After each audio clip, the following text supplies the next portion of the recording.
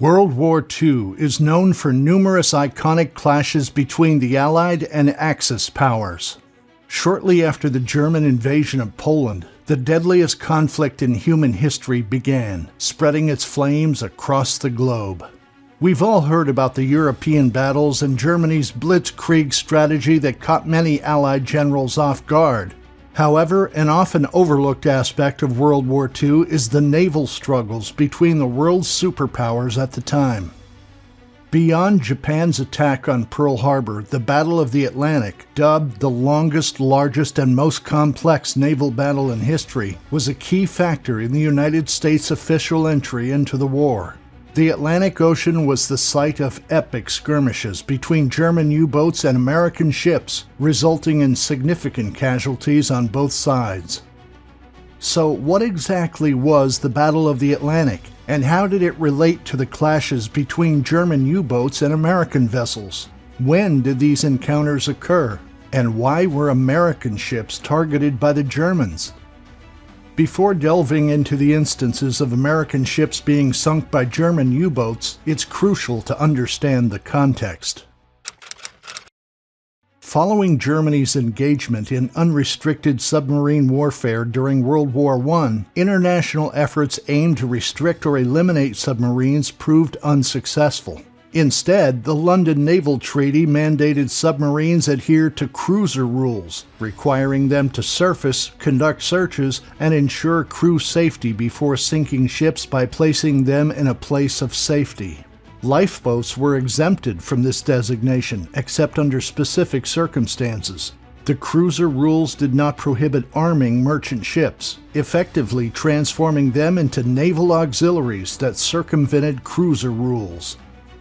The Treaty of Versailles, aimed at preventing another global conflict instigated by Germany, prohibited the use of U-boats and limited its navy to a few outdated vessels. When the need arose to replace 3 of these obsolete vessels, Germany opted to construct the Deutschland-class armored ships, dubbed pocket battleships by other navies. These ships were designed to target merchant ships across distant seas, acting as lone pursuers capable of evading encounters with more formidable adversaries.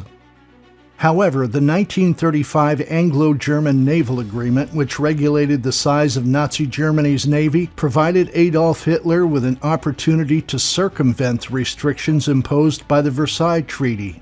Germany embarked on a naval expansion program that reached 35% of the size of Britain's Royal Navy. Immediately following the agreement, construction began on 4 battleships, 2 aircraft carriers, 5 heavy cruisers, destroyers, and U-boats. Despite this expansion, Nazi leadership internally debated the efficacy of U-boats, with conflicting opinions emerging from senior German army officers. Hitler's perception that a conflict with the UK was highly improbable led to a naval strategy focused on targeting French merchant ships rather than challenging British naval dominance. However, Karl Dönitz, head of the German U-boat fleet, held a contrary belief. Unlike Hitler and Alfred Raeder, the German Navy's chief, Dönitz foresaw an inevitable war with the UK and argued against expanding the surface fleet unnecessarily. Instead, he advocated for a strong U-boat force, predicting that 300 Type 7 U-boats could effectively disrupt British supply lines, sinking up to 3,000 merchant ships annually and severely impacting the British economy. In World War I, German U-boats were countered primarily by convoy systems. Dönitz proposed a new tactic called Rudeltaktik, where U-boats would form patrol lines to locate convoys, then converge for nighttime surface attacks.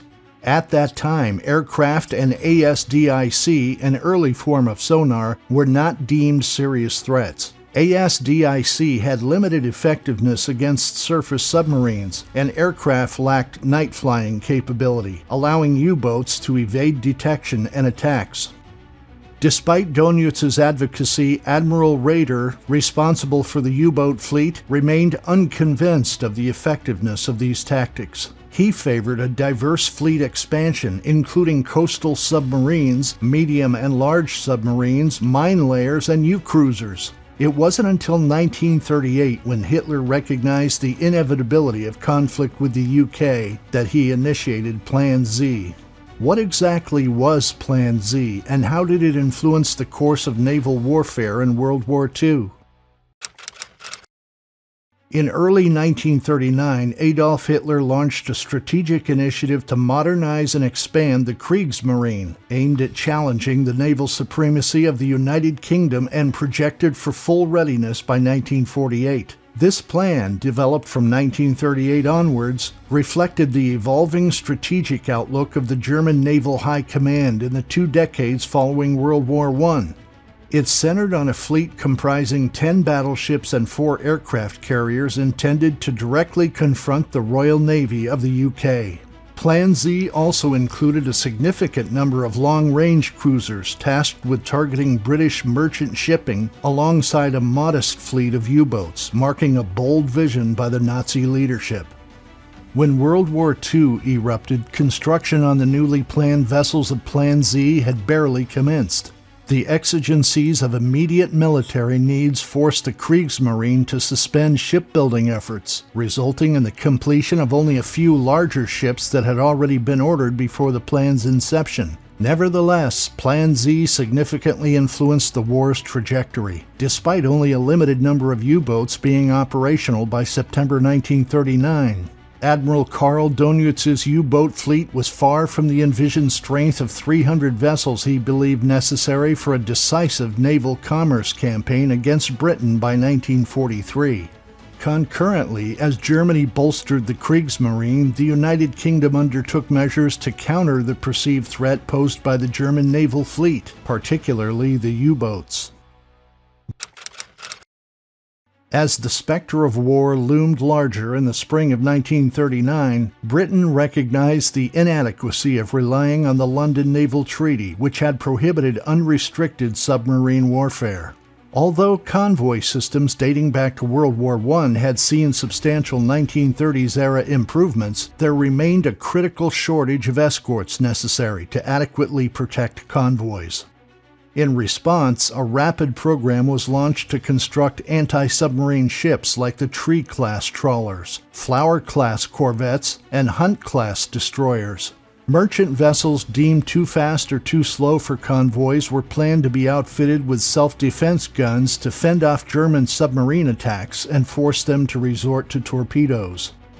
Despite these efforts, by 1939, the Royal Navy had equipped as many ships with ASDIC, an early form of sonar, as all other navies in the world combined. A significant oversight in anti-submarine warfare was the underestimation of the role of aircraft in naval operations. Although the Royal Air Force had established coastal command to support the Royal Navy, it lacked sufficient aircraft with long-range capabilities and crews trained in anti-submarine warfare. Moreover, there was a critical shortage of bombs, the primary weapon capable of sinking submarines. However, the British had not forgotten the effectiveness of mines in countering U-boats during World War I. Strategies were devised to lay minefields in the English Channel and along the East Coast to safeguard shipping lanes and disrupt German U-boat routes into the Atlantic Ocean. With Germany's invasion of Poland, the Kriegsmarine initiated operations in the Atlantic Ocean. Allied navies launched a counter-offensive against these advances, though at that time the United States had not yet entered the conflict. Given their constrained naval resources, the Germans adopted an unconventional naval strategy in the Atlantic, catching the Allied forces off guard. The German Navy lacked the strength to challenge the combined naval dominance of the British Royal Navy and the French Navy in 1939. Consequently, its strategy focused on commerce raiding, primarily targeting merchant ships. The Kriegsmarine deployed its largest battleships, armed merchant cruisers, submarines, and aircraft. By the time World War II was declared in September 1939, numerous German naval vessels, including most U-boats and the pocket battleships Deutschland and Admiral Graf Spee, were already active in the Atlantic from August onwards. These vessels immediately commenced operations against British and French shipping. At the outset, the German U-boat force critical to their maritime strategy was relatively small, with predominantly short-range Type II submarines, primarily deployed for mining operations and coastal patrols around British waters. Early German naval activities included the laying of mines near British ports using U-boats, destroyers, and aircraft. As the conflict escalated, the British and French swiftly imposed a blockade against Germany, initially failing to significantly impact German industrial operations. The Royal Navy quickly instituted a convoy system to protect merchant shipping, initially operating from the British Isles and later expanding to routes such as Panama, Bombay, and Singapore. This convoy strategy allowed the Royal Navy to concentrate its efforts where U-boats were most likely to strike, the convoys, typically comprising 30 to 70 predominantly unarmed merchant vessels. Some senior British naval officers, notably Winston Churchill, advocated for a more aggressive approach against the Kriegsmarine. Specialized groups within the Royal Navy were formed to hunt submarines, employing aircraft carriers to patrol the western approaches and search for German U-boats. However, this approach faced significant challenges. The small and elusive U-boats often detected surface warships first and attacked before being spotted. Furthermore, carrier-based aircraft, while capable of detecting submarines on the surface, lacked effective weapons to engage them at this stage of the conflict. By the time surface warships arrived at the scene of a detected submarine, the U-boat had typically submerged and evaded detection. The Royal Navy's initial strategy of forming hunting groups proved ineffective within days of implementation. On September 14, 1939, HMS Ark Royal, Britain's most advanced carrier, narrowly escaped destruction when torpedoes prematurely detonated from U-39. Forced to surface, U-39 was subsequently destroyed by accompanying destroyers, marking the first U-boat loss of World War II. However, HMS Courageous wasn't as fortunate and fell victim to U-29's attack, sinking 3 days later. The escalation continued in October when U-47, commanded by Gunther Prien, achieved a remarkable feat by penetrating the British naval base at Scapa Flow and torpedoing HMS Royal Oak, an anchored battleship. In the South Atlantic, British forces faced challenges as the Admiral Graf Spee's cruise led to the sinking of 9 merchant vessels, each over 50,000 gross registered tons, within the conflict's first 3 months. British and French forces collaborated in forming hunting groups, comprising of 3 battle cruisers, 3 aircraft carriers, and 15 cruisers, aimed at intercepting both the Graf Spee and her sister ship, Deutschland, operating in the North Atlantic. These efforts proved futile until a weaker British force intercepted Admiral Graf Spee near the mouth of the River Plate, between Argentina and Uruguay. After a skirmish, the Graf Spee sought refuge in neutral Montevideo Harbor and was scuttled on December 17, 1939. After the initial flurry of activity, the German Atlantic campaign's intensity waned. Admiral Karl Dönitz, commanding the U-boat force, had orchestrated a peak effort for the conflict's first month, with nearly all U-boats on patrol in September 1939. However, sustaining this high level of activity proved unfeasible, as the vessels needed time for refueling, rearming, resupplying, and maintenance. Additionally, the severe winter of 1939-1940 exacerbated the situation, with several Baltic ports freezing over, trapping many newly deployed U-boats in the ice. Hitler's plan to invade Norway and Denmark in the spring of 1940 redirected the fleet's surface ships and most U-boats to support Operation Weserübung. Yet this lull in U-boat operations would soon give way to a more favorable period for the German Navy. The initial U-boat operations launched from French naval bases proved remarkably effective. From June to October 1940, German submarines destroyed over 270 enemy vessels, a period referred to as die glückliche Zeit, or the happy time, by submarine crews. Winston Churchill later admitted that the U-boat threat was the only thing that truly frightened him during World War II. Now let's delve into how the United States entered World War II and where the Atlantic skirmishes began. By 1941, despite maintaining neutrality, the United States found itself increasingly entangled in the global conflict. In April of that year, President Roosevelt extended the Pan-American Security Zone eastward, nearly reaching Iceland. Following Denmark's fall to Germany in 1940, British forces occupied Iceland, prompting the U.S. to send troops to assist in protecting the British garrison there. American naval vessels began escorting Allied ships in the western Atlantic up to Iceland, where they encountered numerous attacks from German U-boats. In June 1941, the United States recognized the growing peril in the tropical Atlantic for ships traveling independently, whether American or British. This awareness was heightened after the German U-boat U-69 sank the SS Robin Moore 750 nautical miles off the coast of Freetown, Sierra Leone. The incident sparked fear among American shipping companies feeling increasingly vulnerable in the Atlantic Ocean. Time magazine remarked in June 1941 that if such sinkings continue, U.S. ships bound for other places remote from fighting fronts will be in danger. Henceforth, the U.S. would either have to recall its ships from the ocean or enforce its right to the free use of the seas. Despite these concerns, the Kriegsmarine had yet to implement a new strategy for targeting U.S. shipping. Japan's attack on Pearl Harbor and Germany's subsequent declaration of war on the United States dramatically altered the course of the conflict. In response, Admiral Karl Donitz swiftly devised Operation Drumbeat, targeting vessels along the American East Coast. This operation, also known to the Germans as the Second Happy Time, initially involved 5 Type 9 submarines. Unlike European nations experienced in modern naval warfare, the United States did not enforce a blackout along its coastlines. Instead, U-boats operated at night, using city lights to silhouette merchant ships and launch attacks.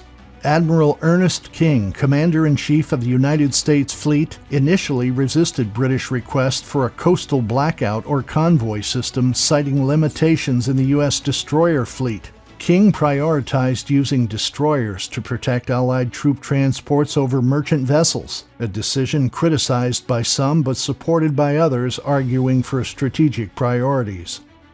The first U-boats arrived in American waters on January 13, 1942, and by February 6, when they withdrew, they had sunk 156,939 tons of shipping without any losses.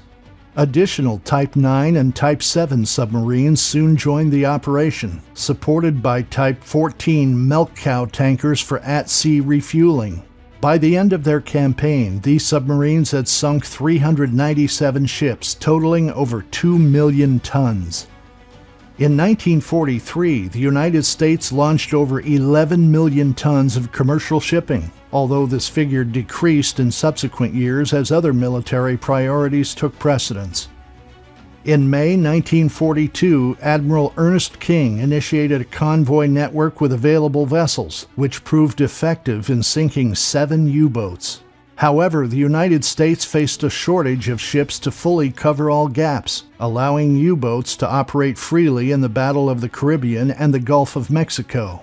This led to the effective shutdown of several U.S. ports until July 1942, when British loaned escorts began arriving. These escorts included 24 trawlers equipped with anti-submarine weaponry. The introduction of a coordinated convoy system along the American coast and in the Caribbean Sea in mid-1942 immediately reduced U-boat attacks in these regions. With enhanced coastal convoy escorts, U-boats redirected their focus back to the Atlantic convoys. Throughout most of 1942, the situation for the Allied forces remained serious but not yet critical. As the United States organized its fleets along its Atlantic coast, the losses to German U-boats quickly diminished. Recognizing this shift, Admiral Karl Donitz ordered the remaining U-boats to withdraw from U.S. Atlantic waters on July 19, 1942, redirecting their focus back to the North Atlantic. This area, lacking Allied air cover for naval ships, earned the ominous nickname Black Pit. The U-boats resumed their attacks on convoys from Canada to Britain, with the Submarine Command Center in the west relocating to a new bunker at Château de Pignerol near Angers on the Loire River. By dispersing U-boats across the Atlantic, the Germans targeted various convoy routes with groups typically comprising 10 to 15 submarines launching attacks during both day and night. This strategy by the German Naval Command resulted in a significant escalation of losses, with 56 ships totaling over 258,000 tons sunk in the air gap between Greenland and Iceland in October 1942. However, these successes came at a cost for the U-boats. In the first half of 1942, only 21 German submarines were lost, equating to approximately one U-boat for every 40 merchant vessels destroyed. The situation shifted dramatically in the second half of the year, with 66 U-boats sunk, nearly one for every 10 merchant ships, nearly matching the total losses from the previous 2 years of the war combined. To maintain effectiveness, the Germans swiftly adopted their U-boat communication technology, although these improvements proved short-lived. By 1942, Allied forces had successfully cracked the Enigma code used by the Germans, allowing them to track the movements of German ships, especially U-boats. In response, on February 1, 1942, the German Navy transitioned its U-boats to a new Enigma network called Triton, employing advanced four-motor Enigma machines. This new encryption scheme was considered unbreakable, leaving the Allies in the dark about U-boat patrol routes. This shift posed a significant challenge, resulting in increased U-boat attacks on shipping convoys over the next 10 months. However, through HFDF fixes, the Allies eventually managed to decipher Kriegsmarine messages encoded on earlier Enigma versions. These messages contained crucial information about U-boat movements, including arrivals, departures from French bases, and reports from the U-boat Training Command. Using this decrypted intelligence, the Admiralty Submarine Tracking Room, led by Commander Roger Wynne, provided the Allied fleet with estimates of U-boat locations. Despite these efforts, the Allies still lacked comprehensive information on U-boat movements until October 30, 1942, when sailors from HMS Petard recovered Enigma materials from the sunken German submarine U-559. This breakthrough enabled Allied codebreakers to crack Triton once again by December 1942, re-establishing their ability to decrypt Enigma messages and effectively track U-boat patrol areas. Consequently, shipping losses sharply decreased. Despite Germany's subsequent changes in U-boat communication technology, the tide had begun to turn against them by then. On March 10, 1943, the Germans introduced an improved Enigma code for their U-boats, temporarily thwarting Allied codebreakers at Bletchley Park and resulting in heavy losses for the Allies over the next 9 days. During that month, German submarines targeted convoys UGS-6, HX-228, SC-121, SC-122, and HX-229, sinking a total of 120 ships worldwide, including 82 ships amounting to 476,000 tons in the Atlantic, while losing only 12 U-boats themselves. However, the situation swiftly reversed in the following months. In April 1943, U-boat losses increased significantly, and their success rate in sinking enemy vessels decreased notably. Only 39 ships totaling 235,000 tons were sunk in the Atlantic, at the cost of losing 15 U-boats. By May, the Germans had nearly lost their U-boat advantage, leading to that month being dubbed Black May in the U-boat arm or U-Bootwaffe. This period marked a critical turning point in the Battle of the Atlantic, where Allied efforts began to decisively gain the upper hand against the German U-boats. The Allies ultimately achieved victory in the Battle of the Atlantic through a combination of factors rather than a single decisive element. This success was facilitated by the convergence of various technologies and the bolstering of Allied forces protecting shipping lanes in the Atlantic. One critical development was the deployment of long-range B-24 Liberators, which covered the previously vulnerable Mid-Atlantic Gap. On March 18, 1943, President Roosevelt directed Admiral Ernest King to transfer 60 Liberators from the Pacific to the Atlantic specifically to combat German U-boats, a rare direct order from Roosevelt to his military leaders during World War II. In May 1943, the U.S. Navy began utilizing advanced bombs capable of deciphering the codecs generated by the sophisticated four-rotor German Enigma cipher machines. By September 1944, 121 of these bombs were operational, significantly hampering U-boat operations against U.S. and other Allied ships. Admiral Karl Donitz's strategy during the intense naval conflict of World War II had been to sink Allied vessels faster than they could be replaced. However, as Allied losses decreased and production rates, especially in the United States, surged, Donitz's objective became increasingly unattainable. The final engagements in U.S. waters occurred between May 5 and 6, 1945, culminating in the sinking of the steamer Black Point and the U-boats U-853 and U-881 in separate encounters. Following the conclusion of World War II, 222 U-boats were scuttled by their crews, while the remaining 174 were surrendered to the Allies, some on patrol and others docked. The majority of these surrendered U-boats were disposed of in Operation Drumbeat between November 1945 and February 1946, although a few were retained and utilized by the Allies. The toll of World War II was immense, with an estimated 72,200 Allied naval and merchant sailors losing their lives between 1939 and 1945. Conversely, the Kriegsmarine suffered significant losses, with approximately 30,000 U-boat sailors, three-quarters of their total U-boat force of 40,000, perishing during the conflict.